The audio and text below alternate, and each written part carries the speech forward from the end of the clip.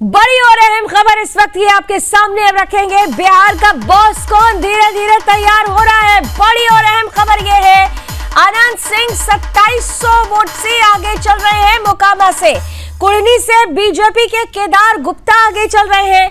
नरकटियागंज से बीजेपी के संजय कुमार पांडे आगे चल रहे हैं। बेतिया से रेणु देवी 596 वोटों से आगे चल रही हैं।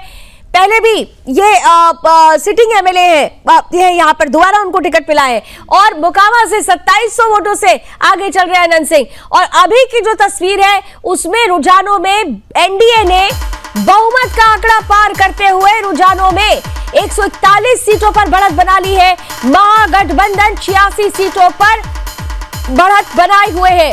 वहीं आने के खाते में 2 सीटें जाती हुई अभी फिलहाल शुरुआती रुझान में नजर आ रही है।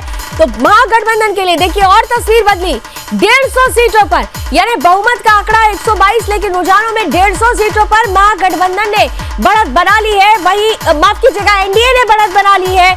महागठबंधन 89 सीटों पर बढ़त बना रहा है। एनडीए 150, महागठबंधन 89 सीट। अन्य के खाते में फिलहाल 2 सीटें जाती हुई नजर आ रही है। अलग अलग देखें तो आपके सामने टीवी स्क्रीन पर बिहार ब्रेकिंग इलेक्शन ब्रेकिंग है। नरकटियागंज से बीजेपी के संजय कुमार आगे चल रहे हैं। बेतिया से रेणु देवी 596 वोटों से आगे चल रही है। इसके अलावा कुर्नी से भी बीजेपी के कैंडिडेट आगे चल रहे हैं। आनंद सिंह मोकामा से चुनावी मैदान में है, यहां से वो 2700 वोटों से आगे चल रहे हैं। तो एक के बाद एक धीरे धीरे कैंडिडेट्स को लेकर भी तस्वीरें क्लियर हो रही है। जल्दी से मैं विनोद जी पहले अभी आपके पास आना चाहती हूँ।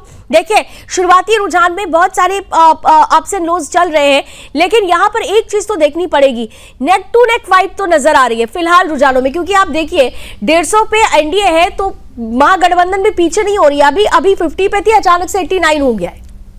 बिल्कुल, देखना आप 150 सीटें हैं अभी रुझान, अभी 1-2 ये हुए हैं, टोटल 38 मशीनें खुलेगी तो धीरे धीरे आगे बढ़ेगा और आपको दिखेगा। अच्छा, बिल्कुल दिलचस्प चीज जो है, अन्य में 2 सीटें, वही मैं 10 से 2 पे आ गए। बिल्कुल 10 पे 2 अपना जो है 3 का फिगर है और 3-4 हो सकती है, एक बढ़ सकती है, लेकिन उस फिगर का मैं माप ले रहा हूं, बराबर मैं अंदाजा ले रहा हूं कि 150 आ गई है। इसका मतलब अपनी 170 के पार होने वाली है, ये बिल्कुल दिख रहा है।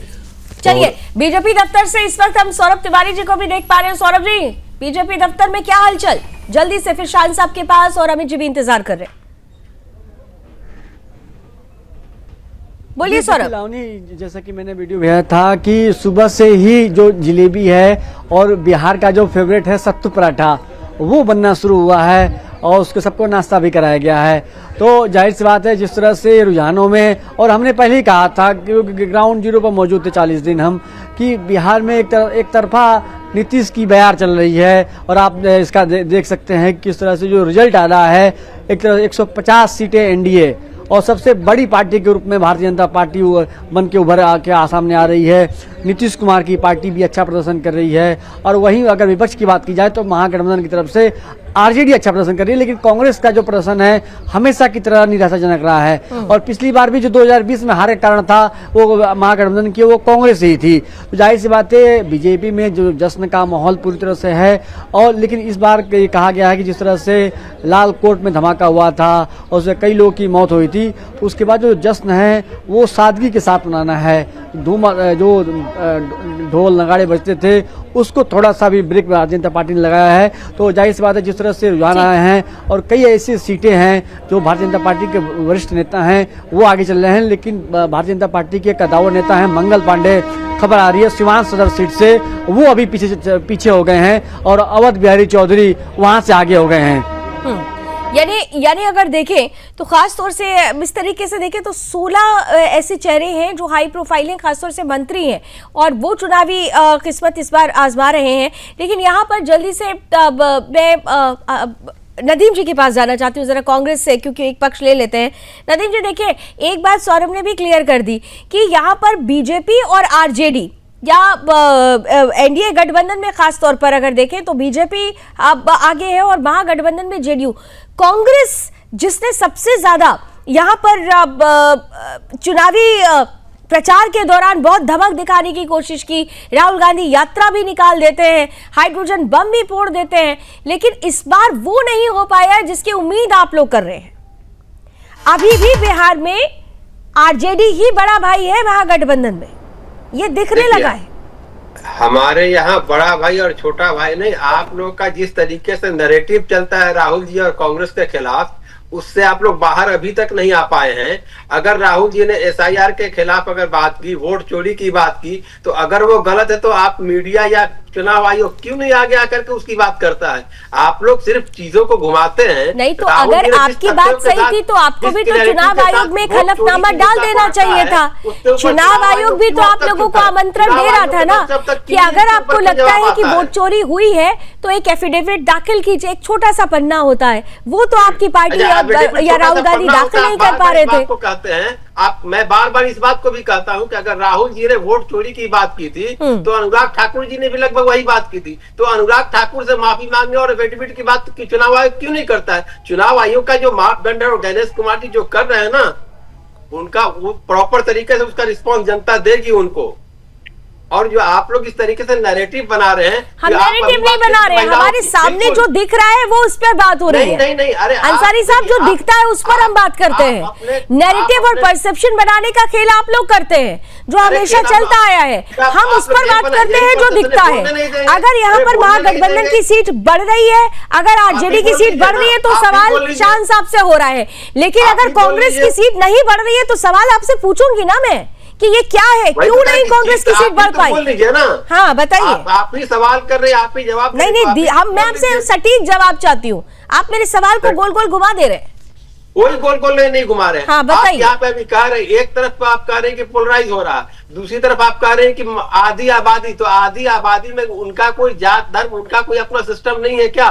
तो आप चीजों को अपने तरीके से मोल्ड कीजिएगा तो ये नहीं होता है। देखिए, बिहार की जनता बिल्कुल इस एनडीए के गुंडा राज से त्रस्त थी। बिहार की जनता पलायन से त्रस्त थी। बिहार के नौजवान रोजगार से त्रस्त थे। बिहार के युवा और पढ़े लिखे लोग पेपर लीक से त्रस्त है। कांग्रेस कहाँ स्टैंड कर रही है? मैं कांग्रेस की बात कर रही हूँ नदीम साहब। रुझानों को आप दिखा रहे हैं और कांग्रेस की बात कीजिए, आप कांग्रेस के प्रवक्ता हैं। अलग है। मेरा सवाल कांग्रेस से जुड़ा हुआ था, आप कहाँ पर अपने आप को देख रहे हैं? आरजेडी से तो तस्वीरें आ रही है ना, मैं पढ़ भी रही हूँ, इलेक्शन रेटिंग भी दे रही हूँ। कांग्रेस का चुनावी उद्घोष। बिहार के कुडनी सीट से बीजेपी के केदार गुप्ता 2506 वोट से आगे चल रहे हैं। चलिए बोलिए नदीम जी, इसके बाद अरविंद जी आपके पास आ रही है और अमित जी भी इंतजार कर रहे हैं। बिल्कुल, कांग्रेस अपने जिस तरीके से चुनाव कांग्रेस ने लड़ा है, बिल्कुल उसके अनुरूप उसका रिजल्ट आएगा। अभी आप इस तरीके से आप जो परसेप्शन बना रहे हैं, वो परसेप्शन थोड़ा सा इंतजार कीजिए, वो बदलेगा। चलिए अरविंद जी, परसेप्शन खूब बन रहा है, कांग्रेस को अभी भी बहुत आश्वासन है। भले ही उनकी ना तो मुझे तस्वीरें में हमने देखा, ना तो दिल्ली में कांग्रेस दफ्तर में कोई रौनक है और ना ही पटना में कुछ ऐसी तस्वीरें हैं। ठीक है अरविंद जी आइए। ठीक है सर, ठीक है सर। अरविंद जी बोलिए। नहीं आप बोलिए। आपके सवाल देखिए, होता क्या है जब मैं जो सवाल पूछूं उसका जवाब उन्होंने अभी तक नहीं दिया। मेरा आज मुझे अच्छा लगा कि मैंने जो सवाल पूछा शान साहब ने सटीक उसका जवाब दिया, लेकिन नदीम जी के पास आज मेरे सवाल का जवाब नहीं है। कहाँ स्टैंड कर रहे हैं, क्लियर नहीं हो पा रहा है। मैं भी वही कह रहा हूं कि जो सवाल पूछे जाए जवाब वही। आपने सवाल पूछा है कि कांग्रेस कहां दिख रही है, तो आपको भी दिख रही है, कांग्रेस चैनल पे दिख रही है, भले धरातल पर नहीं हो। वो तो बैसाखी पे टिकी हुई है। बिहार में कांग्रेस तो खत्म हो चुकी है, और खत्म होने का कारण क्या है? जितना भ्रष्टाचार कांग्रेस के राज्य में था, वो जिस तरह नकार दी हिंदुस्तान की जनता ने, और बिहार में तो आप बता रहे हैं कि 90 के दशक में जब नरसंहारों का दौर था तो कांग्रेस आरजेडी के साथ चल रहा था। बिहार में जो अराजकता फैलाने में कांग्रेस का सहयोग रहा है आरजेडी के साथ, तो इसी चलते बिहार का वो स्थिति हुई थी। तो इनके पास कोई विकल्प नहीं है, कांग्रेस कहीं नहीं है, इसमें कोई शक नहीं है। अब आप चैनल पे दिख रहे हैं, ये तो सौभाग्य है चैनल वालों को कांग्रेस को बुला लेते हैं। नहीं तो अब आप एनडीए से हैं, उनका महागठबंधन धीरे-धीरे विश्वास है। फ्रेंडली फाइट भी हो रही है, 11 सीटें हैं जिस पर फ्रेंडली फाइट हो रही है। एक ब्रेकिंग न्यूज जरा जल्दी से ले लेते हैं। इलेक्शन ब्रेकिंग आपके सामने इस वक्त रख रहे हैं। सुपौल से जेडीयू 4255 वोटों से आगे चल रही है। पूर्णिया से बीजेपी 2604 वोटों से आगे चल रही है। वहीं छपरा से आरजेडी से खेसारी लाल यादव आगे चल रहे हैं। करहर से रितेश पांडे आगे चल रहे हैं। तो अलग अलग बिहार इलेक्शन से जुड़ी हुई ये ब्रेकिंग न्यूज आपके सामने। सुपौल से जेडीयू 4255 वोटों से आगे है। छपरा से आरजेडी कैंडिडेट केसारी लाल यादव आगे चल रहे हैं। लखीसराय से विजय सिन्हा इस वक्त जो खबर आ रही है 79 वोटों से 79 वोट से वो पीछे हो गए हैं। पूर्णिया से बीजेपी आगे चल रही है। चपरा से केसारी लाल यादव आगे चल रहे हैं। और टैली पर जरा नजर डाल दीजिए, यहाँ पर करहर से रितेश पांडे आगे चल रहे हैं। एनडीए इस वक्त टैली में देखिए 158 सीटों पर बढ़त बना चुकी है। वहीं 82 सीटों पर महागठबंधन रुझानों में बढ़त बनाए हुए है। अनी के खाते में 2 सीटें जाती हुई नजर आ रही है। रुझानों में ये तस्वीर है। अलग अलग अगर कैंडिडेट्स की बात की जाए, सीट्स की बात की जाए, तो उसकी इलेक्शन ब्रेकिंग आपके सामने है। यहाँ पर अमित जी जल्दी से आपके पास आते हुए देखिए, मैं लगातार कह रही हूँ कि हम या तो बीजेपी का ब्रेक कर रहे हैं, जेडीयू ब्रेक कर रहे हैं, या फिर हमारे पास आरजेडी की तस्वीर आ रही है बहुत खुलकर। लेकिन जनसुराज पार्टी, मैं सुबह से इंतजार कर रही हूं कि कोई ब्रेकिंग तो मैं जनसुराज पार्टी की पढ़ूं, अभी तक कोई ब्रेकिंग नहीं आ रही है। ये कौन सी ब्रेकिंग न्यूज मानूं जिसमें जनसुराज पार्टी से जुड़ी हुई कोई ब्रेकिंग नहीं है? जनसुराज के कैंडिडेट हैं। बोलिए सर, बोलिए। तो करगढ़ से अगर रितेश पांडे आगे चल रहे हैं जनसुराज से, तो वो एक ब्रेकिंग न्यूज है। हमने जनता को समझाने का जो सर, एक सीट तो पहले ही विनोद जी बैठे हुए सेफोलॉजिस्ट है, एक सीट ऑलरेडी आपको दे रखी है। बल्कि उन्होंने अभी तो आज शुरू में बोल दिया कि 1+1 और दे देते हैं। एक और जोकीहाट की सीट भी आपने कहा कि जा सकती है, 2 सीट जा सकती है। तो आपके लिए इतना भी बुरा नहीं है, लेकिन ज्यादा ब्रेकिंग्स नहीं आ रही है सर। नहीं, देखिए, वो हम पहली बार अगर चुनाव लड़ रहे हैं, जो समझाने का प्रयास किया। बीजेपी जब फर्स्ट टाइम 1980 में चुनाव लड़ी थी तो उसे 2 सीट की लोकसभा में प्राप्त हुआ था। तो ये हताश होने वाली है, निराश होने वाली कोई बात नहीं है। प्रयास करने की बात है, सामंजस्य की बात है, समझाने की बात है। प्रयास निरंतर जारी रहेगा और निश्चित ही बिहार की जनता को उसके उन्नति के लिए समझाते रहेंगे। मत देना जनता का हक है, वो जिसको भी अपना आशीर्वाद देती है वो स्वीकार्य है। सोच अच्छी है और आप बहुत सॉफ्ट स्पोकन है। मतलब मैंने पूरे इस चुनावी दौर में जितना अग्रेसिव पीके जी को देखा, उतना ही सॉफ्ट आपको देखा है। और आपकी सोच बहुत अच्छी है और कहते हैं कि इससे कभी भी डिमोरलाइज नहीं हो रही है जनसुराज पार्टी। जल्दी से मैं शायद साहब आपके पास आ रही हूँ, आप कुछ कहना चाह रहे थे, लेकिन अब राजनीतिक विश्लेषक हमारे साथ सुरेंद्र स्वामी जी जुड़े हुए हैं। सुरेंद्र जी, ये बिहार का चुनाव है, बहुत कुछ कहेगा, बहुत कुछ संदेश देकर जाएगा, और बिहार में खासतौर से जनसुराज पार्टी। लेकिन उससे पहले बड़ी खबर इस वक्त है कि बिहार इलेक्शन से जुड़ी हुई बड़ी खबर, बिहार में एनडीए फिर बना सकती है सरकार। चुनावी रुझानों में एनडीए से पिछड़ा महागठबंधन। शुरुआती रुझानों में एनडीए को बहुमत मिल चुका है। चुनावी रुझान में एनडीए की वापसी के संकेत हैं।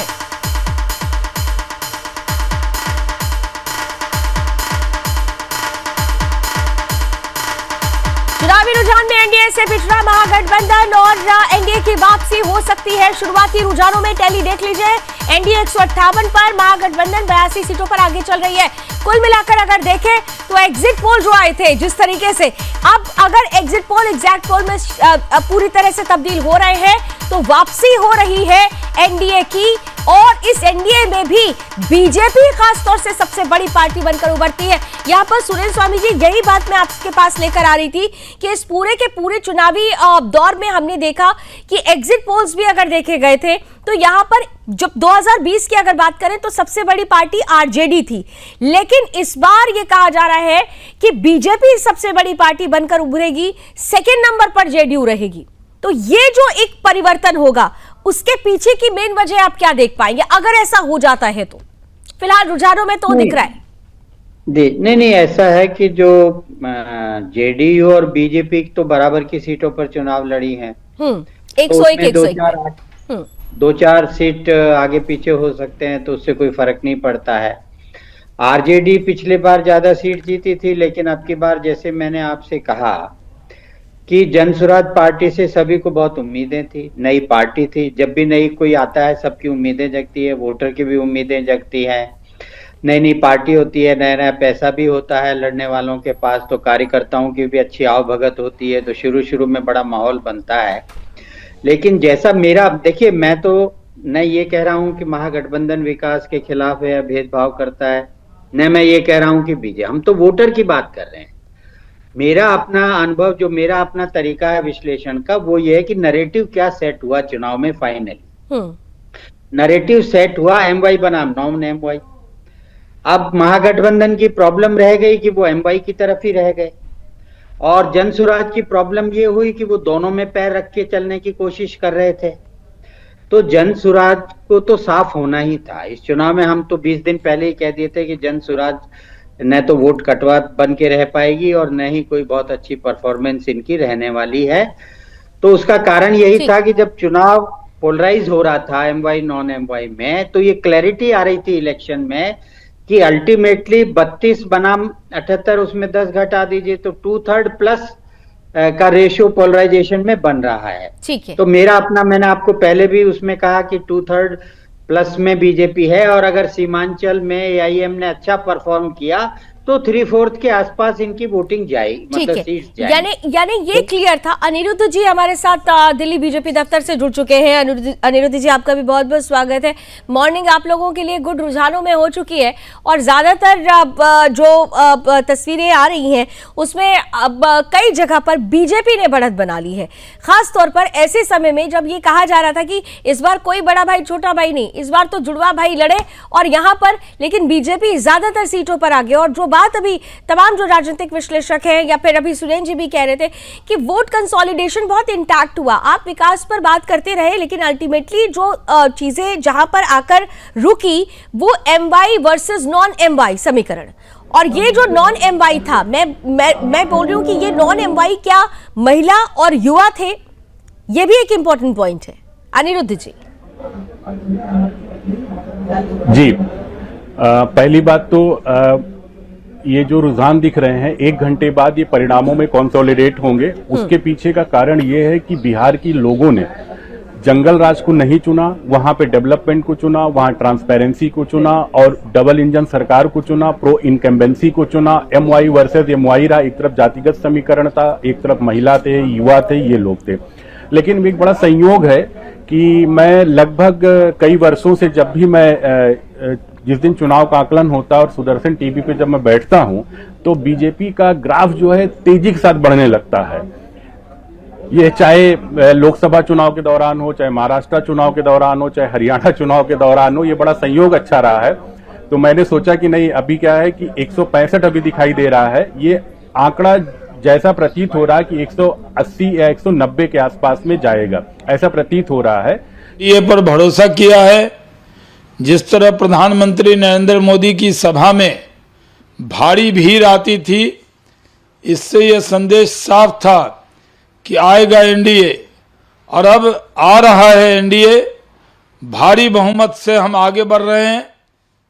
ये आंकड़ा और आगे जाएगा और एनडीए की सरकार बिहार में बनेगी। सर, महागठबंधन का चेंज हो सकता है या इनकम्बेंसी जैसी चीजें, किसी तरह का डर भी दावा कर रहे हैं शान साहब। अब देखिए, दावों का दौर भी अब शुरू हो गया है। पिक्चर अभी 1 घंटे और ज्यादा नहीं है, 1 से 1.5 घंटे, बहुत कुछ ठीक है। शाम तक आपने कहा कि बहुत सारी चीजें शाम तक क्लियर होंगी, लेकिन बहुत तस्वीर अभी अगले 1 घंटे, 1 से 1.5 घंटे में क्लियर हो जाएगी। कॉन्फिडेंस बीजेपी का बढ़ता जा रहा है। कॉन्फिडेंस तो काल्पनिक कॉन्फिडेंस है, और काल्पनिक कॉन्फिडेंस तो लगातार इन लोगों का बढ़ता ही चला जा रहा था। और ये वही लोग हैं जो एग्जिट पोल के अनुसार पूरी और मिठाई बनवा रहे थे। ये वही लोग हैं जो ढोल ताशे, और ये भी अरविंद जी बैठे हैं, हमारे बीजेपी के बड़े भाई बैठे हैं, इनको ज्यादा बोलने के लिए भी मना किया गया है। मेरे भी लोग हैं बीजेपी में, तो मैं जानता हूँ कि टीवी चैनल पे आपको बहुत कॉन्फिडेंट नहीं दिखना, बहुत संयम से बात करना और बहुत अनाप शनाप बातें नहीं करनी है। क्योंकि मैं आपको बता दे रहा हूँ, ये तो स्क्रीन की बातें सब लोग कर लेंगे, मैं नई बातें आपको बता रहा हूँ लावनी जी, कि बीजेपी अंदर से हिली हुई है, और बीजेपी को पता है कि at the end of the day result क्या आएगा। तो आप सिर्फ सुबह तक खुश हो सकते हैं, अपने आप को थोड़ा बूस्ट कर सकते हैं मॉरली, क्योंकि उनके वर्कर्स वॉलंटियर एकदम धड़ाम होके गिर जाएंगे। तो वही होना है कि शाम के रुझान तक महागठबंधन 140 से 45 सीट पार करेगी। और मैं नाम बता रहा हूं आपको कि इनके बड़े बड़े चेहरे भारतीय जनता पार्टी के वो हारने जा रहे हैं, चाहे वो सम्राट चौधरी हो, विजय सिन्हा हो, या आपके रामकृपाल यादव जी हो, मंगल पांडे हो, या आप शाम में मेरे से मिल लीजिएगा तो मैं आपको बताऊंगा जो नाम मैंने लिया है वो चुनाव हार रहे हैं और बीजेपी 50 का मार्क पार नहीं करेगी। ये लिख लीजिए मेरी बात को आप कि 50 का मार्क बीजेपी पार नहीं कर रही है और ये जो चुनाव परिणाम है ये वन साइडेड लैंडस्लाइड होगा शाम तक, ये आपको देखने को मिलेगा। और बाकी इधर उधर की बहुत सारी बातें आप कर सकते हैं, बिल्कुल उलट कर दिया। मतलब आपने 50 सीटें महागठबंधन एक जो 69 सीटें महागठबंधन को दी थी उसमें 50 सीटें आरजेडी की थी, लेकिन वो कह रहे हैं कि 50 सीटें अभी देखिए बिल्कुल उलट जाएगा, लैंडस्लाइड विक्ट्री महागठबंधन की होगी। जिस प्रकार से चल रहा है एनडीए 171 सीट बोला था, बिल्कुल 171 के आसपास आएगी और इनको 69 जो महागठबंधन को, और वो भी उसके पास नहीं आएगी। धीरे धीरे देखिए हमारा रिजल्ट। चलिए, इस समय का चुनावी उद्घोष बिहार की दरभंगा सीट से संजय सरावगी 2271 वोट से आगे चल रहे हैं और केवटी से बीजेपी के मुरारी मोहन झा 2347 वोट से आगे चल रहे हैं। ठीक है, लेकिन विनोद जी एक चीज मुझे बताइए, वो बहुत कॉन्फिडेंट है। उन्होंने कहा कि कुछ चेहरों का भी जिक्र उन्होंने कर दिया। शादाब साहब को अगर आप सुना हो आपने, तो वो कह रहे हैं कि बहुत सारे ऐसे चेहरे हैं जो they are going to lose this match. ये जो है चुनावी मैच जो है वो लूज होने वाला है। उन्होंने बहुत कॉन्फिडेंट नजर आ रहे हैं, लेकिन आप जिस आंकड़े को लेकर आप बात कर रहे हैं उसमें भी कॉन्फिडेंस झलक रहा है। आपके कॉन्फिडेंस का आधार जरा बता दीजिए शान साहब को। बिल्कुल, हर प्रत्येक सीट पर अलग अलग समीकरण होते हैं। जो दूसरे सर्वे करते हैं वो इस प्रकार से करते हैं कि इधर से एक सीट ले ली, इधर से एक सीट ले ली, और इस प्रकार से करते हैं और परसेंटेज पे करते हैं कि कितने प्रतिशत वोट किस पार्टी को मिल रहे हैं। लेकिन मैं बोल रहा हूं कि प्रतिशत वोट पे यहां पे नहीं चलेगा।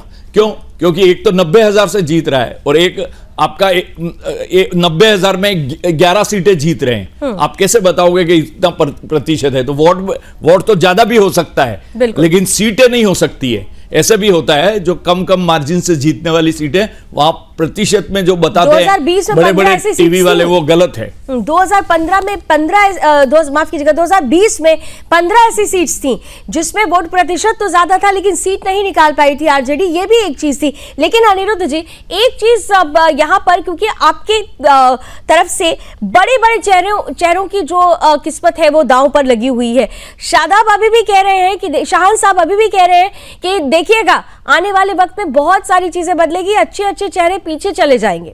ये उनका कॉन्फिडेंस बोल रहा है। अनिरुद्ध जी देखिए, इनका कॉन्फिडेंस नहीं बोल रहा है। आज क्या है, आज बाल दिवस है, 14 नवंबर है, तो वो जो बाल बुद्धि है वही बोल रही, क्योंकि राहुल गांधी जी का इनका साथ मिला। राहुल गांधी जो 99 सीट आने के बाद, चुनाव हारने के बावजूद भी कह रहे हैं हम चुनाव जीत गए, तो जाहिर सी बात 14 नवंबर है तो बाल दिवस का कोई न कोई प्रभाव तो पड़ेगा इन लोगों पर। चाचा भतीजे की जोड़ी है शान साहब, चाचा भतीजे की जोड़ी कही जाती थी। शान साहब मानसिकता लेके ये लोग बैठे हैं, तो वो आप देख लीजिएगा, बस 2 घंटे और वेट कर लीजिए और वो धड़ाम हो जाएंगे। और ये भाई साहब तो पता नहीं दिल्ली से बैठे, तो मैं इनकी बात नहीं कर सकता हूँ। मैं अरविंद जी को जानता हूँ, पटना से बैठे हैं, और अरविंद जी को भी पता है कि भारतीय जनता पार्टी ने कितने संयम में रख के टीवी चैनल पे आज बैठने को कहा है।